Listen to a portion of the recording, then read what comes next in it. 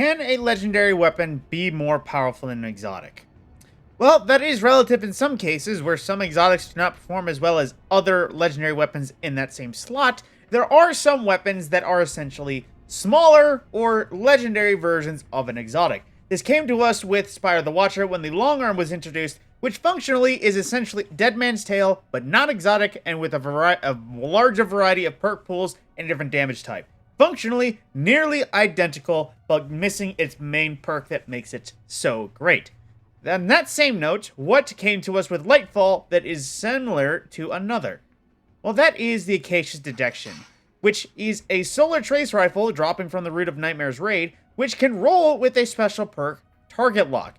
Introduced last season during Season of the Seraph, essentially, by fewer numbers provided by Light.gg, it stacks up to 5 times for a 45% damage buff for damage remaining on target. Basically, the longer you shoot something, you can get up to a 45% damage buff.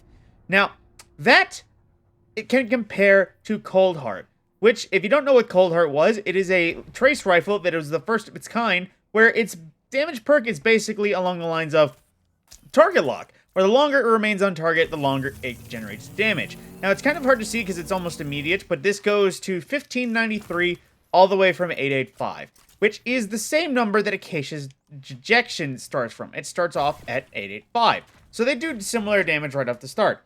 But the main difference is how they proc. So Target Lock, according to Light.gg as well, to actually activate, and sorry, it doesn't activate in the fire range, so I can't exactly show you, but you need roughly 112% of the mag to actually allow the 45% damage ramp up to happen with Target Lock. And I do believe it is relative to the type of weapon it has in terms of its processing.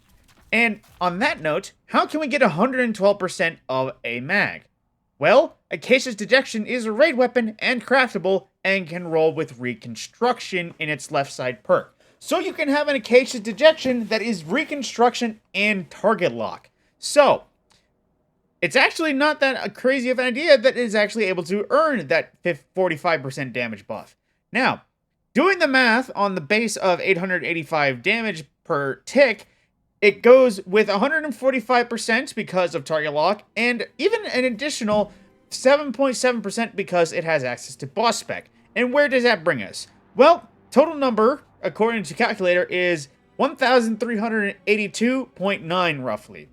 Rounded up, it's 1,383. Now, how does that compare to Coldheart? Well, unfortunately, pure numbers at the highest end of each other's buff, it doesn't compare because this one is still a few hundred points ahead of it. But there's also bits by bit. Coldheart is an exotic. You can't exactly buff it in terms of its magazine size, but Acacia's Revenge, or I keep saying Revenge. Dejection, because of Reconstruction, can roughly double the magazine size Coldheart has, plus access to even more battery perks that can improve its magazine size, even if only by a smidgen. So, does it compare?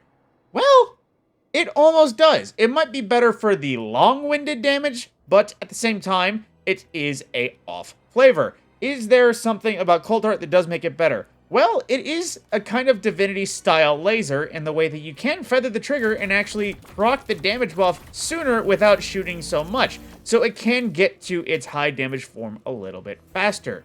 Will this be the thing that makes Coldheart better? Well, it does still have the ionic traces, so in terms of a pure build, Coldheart might be better. But if you're looking for a trace rifle that is, oddly enough, of all things, a trace rifle meant for pure damage, you could do far worse than Acacia's Dejection. I would definitely recommend giving this one a try if you can get your hands on it.